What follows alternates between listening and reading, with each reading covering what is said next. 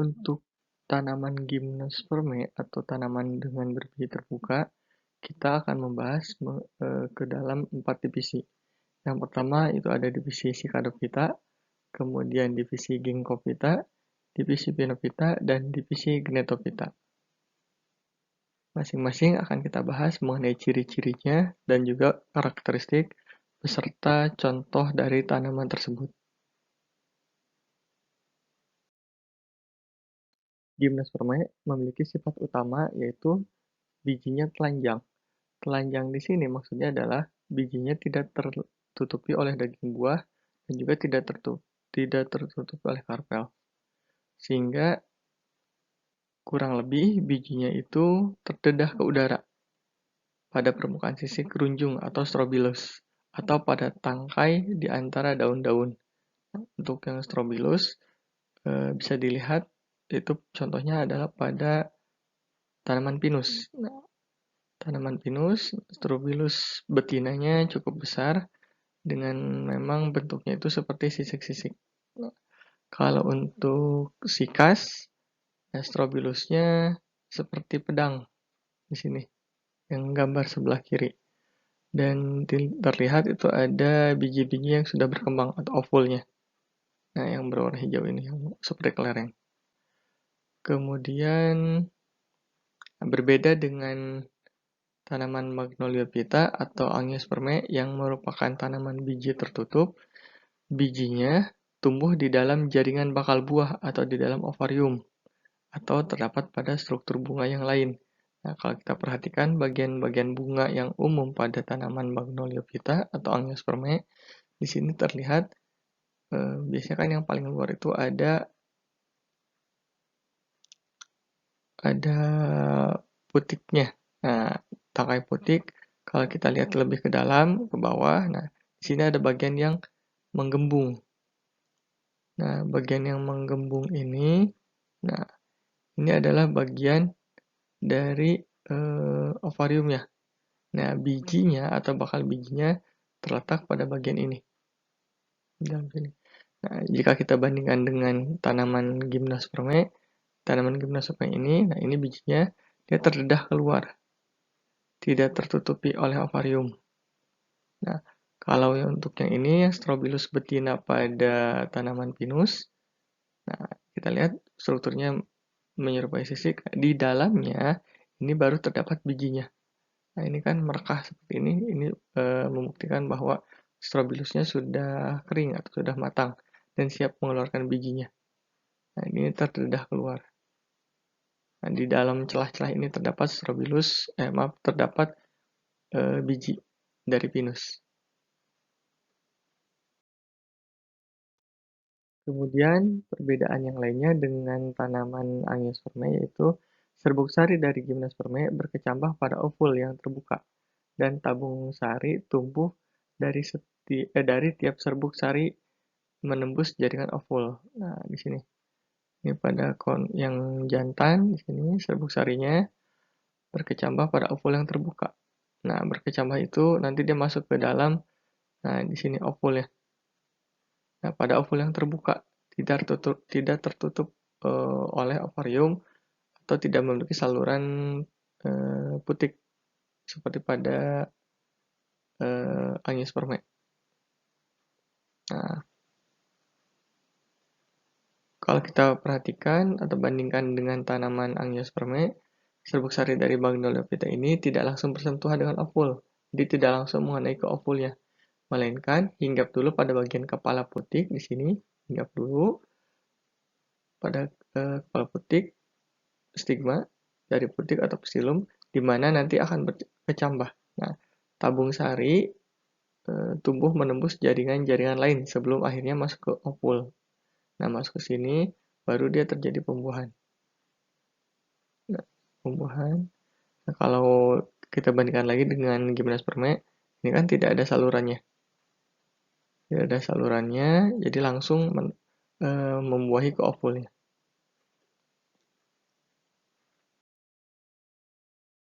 Perbedaan yang lain antara Gymnospermae dengan Angiospermae yaitu pada pembuahannya. Nah, untuk Gymnospermae pembuahannya adalah pembuahan tunggal.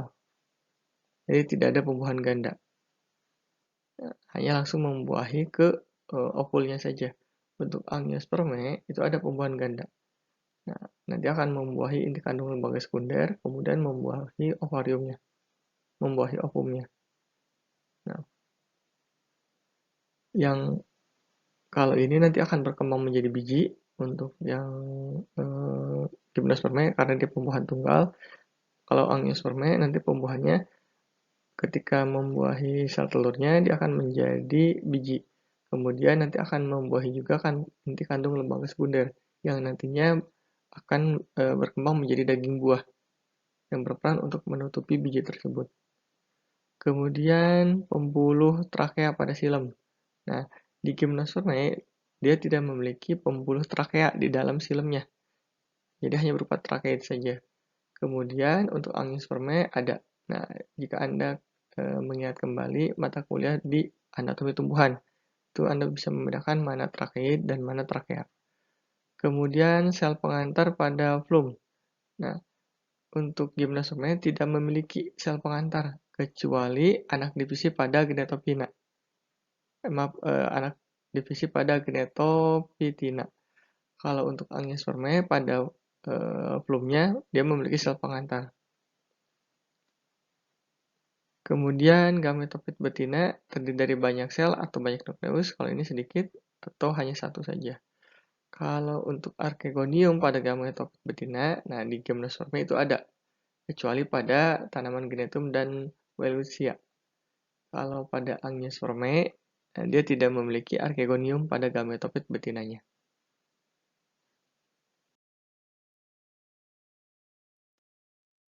Divisi Cicadophyta. Nah, pada pertemuan ini kita akan membahas hanya dua divisi saja, divisi Cicadophyta dan divisi Ginkgophyta.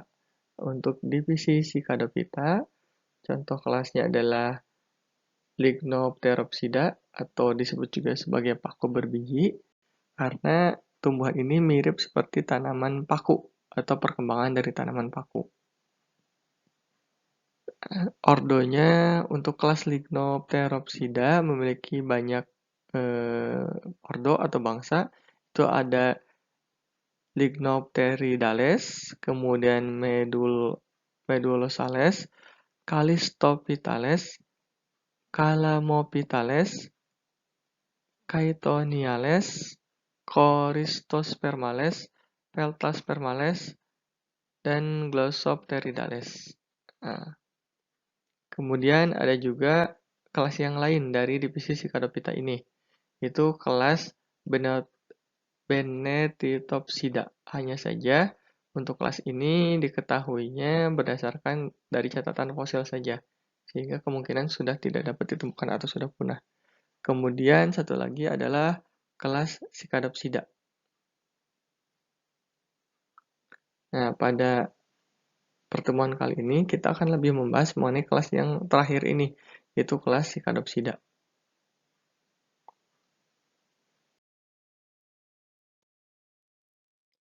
Untuk divisi Cicadopsida memiliki ciri-ciri tumbuhannya menyerupai palem atau tumbuhan paku. Jadi, kalau Anda perhatikan daun pada tumbuhan paku, nah itu mirip seperti ini, daun pada tanaman divisi Cicadophyta.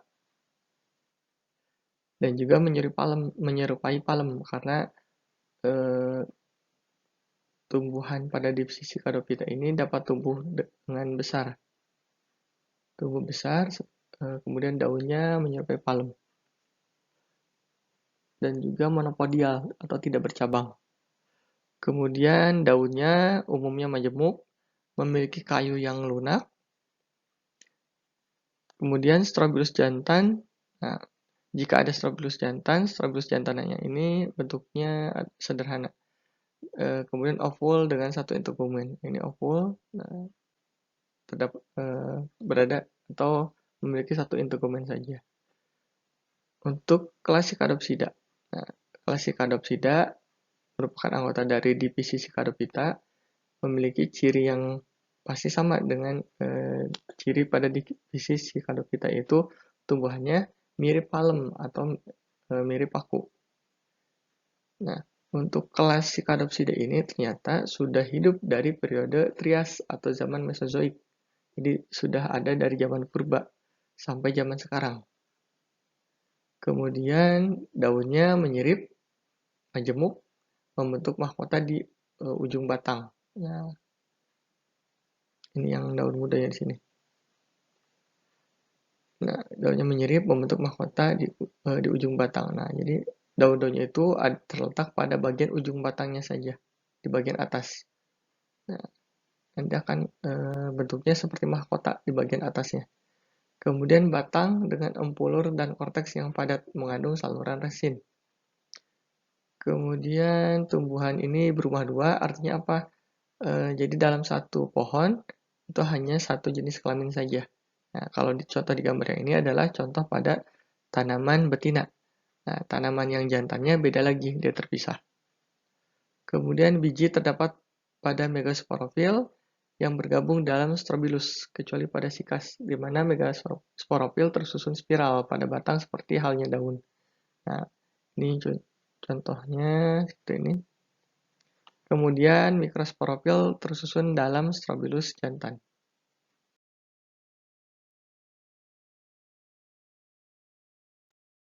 Kemudian ordo Cicadales atau Agaricales, contoh sukunya adalah Cicadaceae.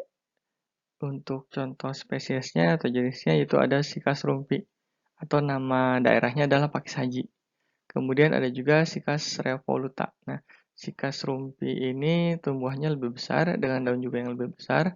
Kalau untuk Sikas revoluta daunnya cenderung lebih kecil.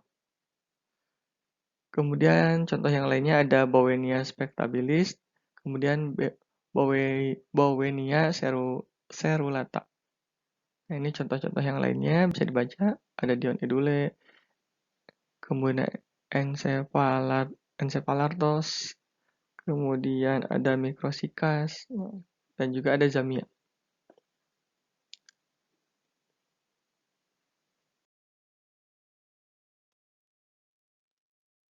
Suku Cicadaceae, nah, memiliki ciri-ciri pohonnya seperti palem, atau termasuk ke dalam perdu.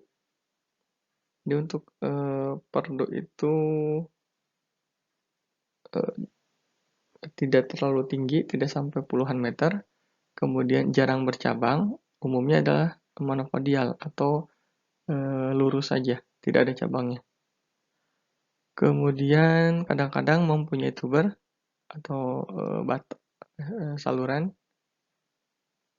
Itu ada contohnya pada Zamia, Bowenia, dan Stangeria.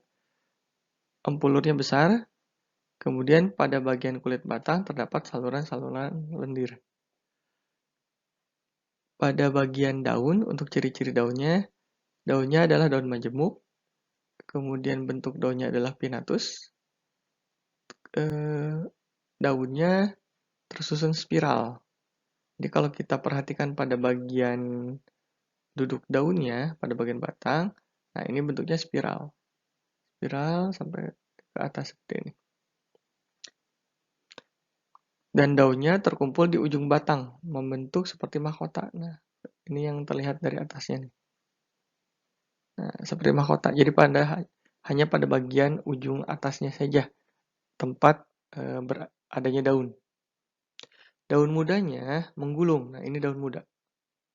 Daun mudanya menggulung. Nah, sehingga dikatakan juga sebagai tanaman purba. Karena tanaman purba yang pada zaman dahulu kala, cirinya adalah daunnya itu, daun mudanya menggulung. Kemudian dia berkembang. Nah, berkembang menjadi dewasa, baru dia membuka sampai membentuk daun dewasa. Tumbuhannya berumah dua. Strobilus terletak di terminal atau di bagian atas terpusat, baik itu strobilus jantan dan betina, hanya saja terpisah. Ada tanaman jantan dan ada tanaman betina. Nah, sehingga jenisnya adalah uniseksual. Strobilus jantan terdiri dari banyak mikrosporofil atau stamen yang tersusunnya spiral. Masing-masing membawa mikrospora atau serbuk sari. Megasporofil atau karpel pada bagian betina dari Strobilus betina bisa tersusun lepas satu sama lain. Contohnya pada sikas. Nah, ini tersusun lepas satu sama lain Strobilusnya. Atau kompak. Nah, ini biasanya pada marga yang lain contohnya. Setiap makrosporofil membawa 2 atau lebih ovula di pinggirnya. Biasanya berupa biji yang besar-besar, serupa drupa. Nah, ini biji-bijinya. Jadi pada setiap makrosporofil, ini makrosporofil, membawa 2 atau lebih. Nah, bisa kita hitung ini contohnya ada 1, 2, 3, 4. Nah, jadi lebih dari 2.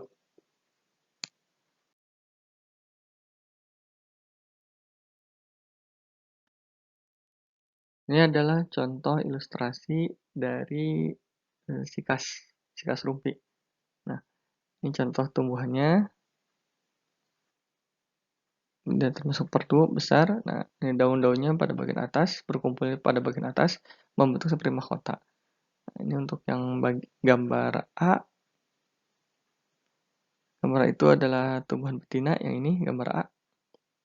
Kemudian yang B, yang ini, Strobilus jantan. Nah, tadi kan dijelaskan Strobilus jantan itu dia bentuknya spiral. Kemudian B1 mikrosporofil. Nah, ini mikrosporofil dengan banyak di dalamnya itu ada mikrosporangia.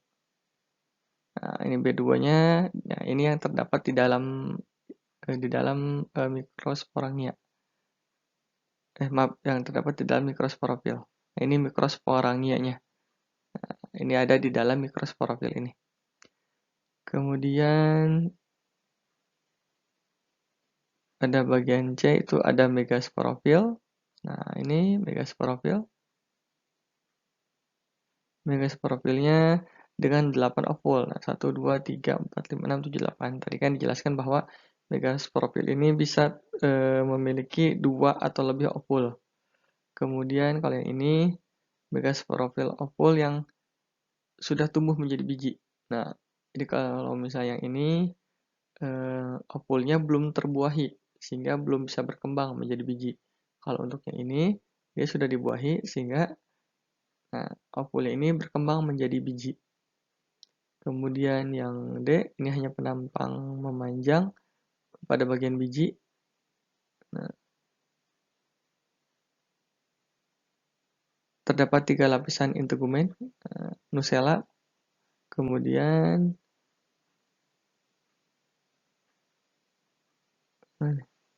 ini gamet betina yang di dalamnya. Jadi ini penampang memanjangnya. Di dalamnya itu ada 3 lapisan. Pertama ada nucella, ini. Kemudian gametopit betina, yang ini. Nah, ini luar, nucella dan gametopit betina.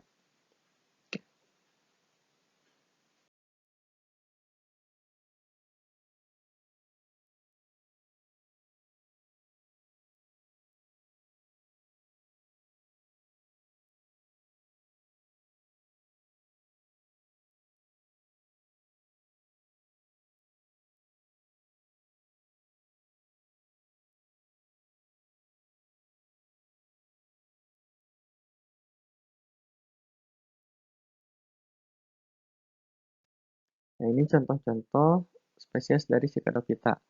Itu ada sikas rumpi, biasanya sebagai hiasan di pekarangan rumah. Nah, pakis saji ini memiliki banyak empulur yang mengandung amilum, kemudian kulit batang, ada kulit batangnya, kemudian berkayu juga. Hanya saja kayunya jarang digunakan untuk bahan bangunan. Kemudian biji mudanya bisa digunakan untuk obat biji muda dan getahnya. Nah, ada juga tanaman yang memiliki kandungan racun, yaitu sikas circinalis. Kemudian yang lainnya ada yang berperan sebagai hiasan, ada sikas revoluta dan juga sikas siamensis. Nah, kemudian ada yang bijinya bisa dimakan. Nah, ini berasal dari Meksiko, Dion edule. Kemudian, nah ada yang bisa juga digunakan sebagai pembuat tepung. Nah, tepung dari empulurnya dibuat roti. Nah, ini asalnya di Afrika Selatan. Spesiesnya adalah Encephalartos tensteni. Nah, kemudian ada juga Zamia tenuis, ya perannya sebagai hiasan. Gambar dari, maaf, contoh foto dari Sikadopita. Itu ada Sikas revoluta. Nah, ini biasanya digunakan sebagai hiasan di pekarangan rumah. Dan daunnya lebih kecil dibandingkan dengan Sikas rumpi. Kemudian ada yang daunnya cukup lebar. Itu adalah Zamia. Nah, ini juga sama digunakan sebagai hiasan. Zamia purpuraceae. Sikas rumpi yang betina dapat terlihat dari strobilus betinanya. Kemudian sikas rumpi yang jantan. Nah, ini strobilus jantannya di sini. Biasanya ini karena ditebang dia akan seperti bercabang. Tapi jika dibiarkan tumbuh secara alami, ya tumbuhnya hanya satu saja, monopodial.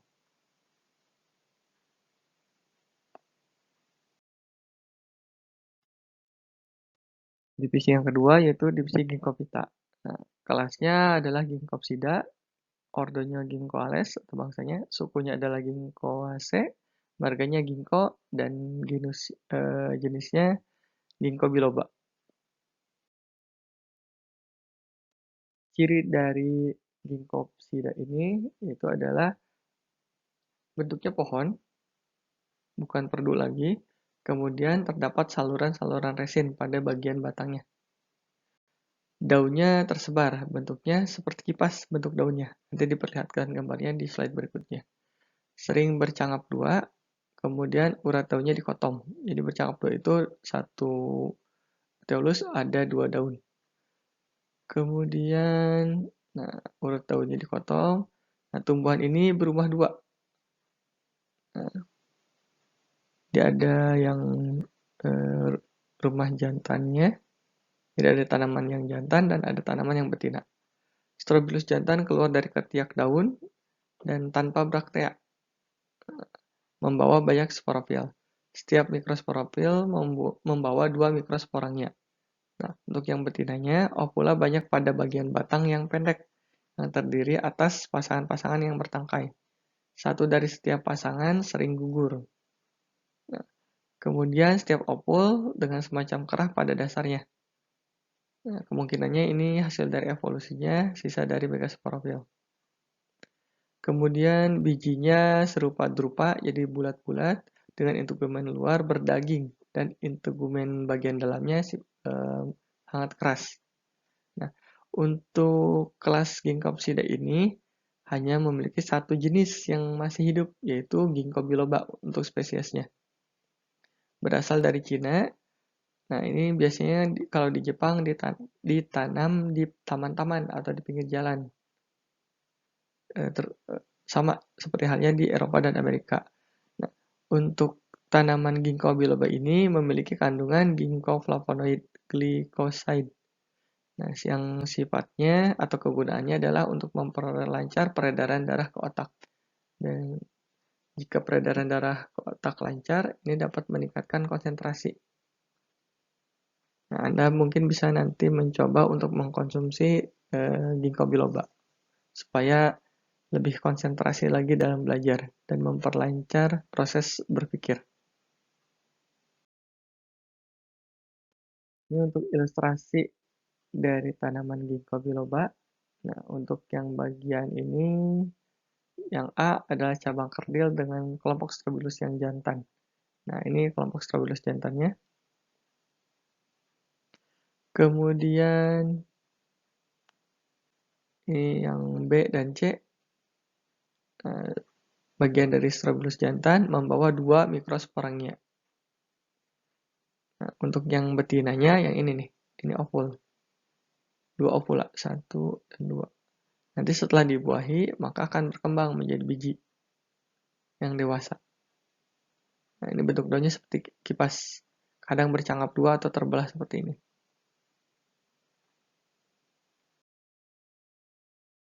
Nah, ini biji yang sudah dibuahi. Bentuknya seperti kipas. Untuk daunnya sangat khas.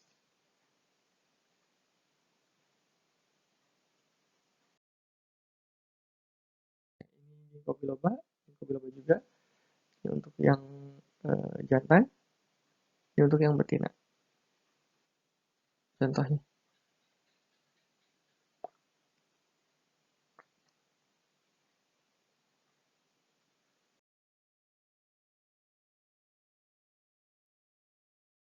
pemaparan untuk materi kali ini. Terima kasih atas perhatiannya. Jika ada pertanyaan, kita lanjutkan di kelas virtual atau melalui WA Group. Terima kasih banyak. Wabillahi taufiq wal hidayah. Assalamualaikum warahmatullahi wabarakatuh.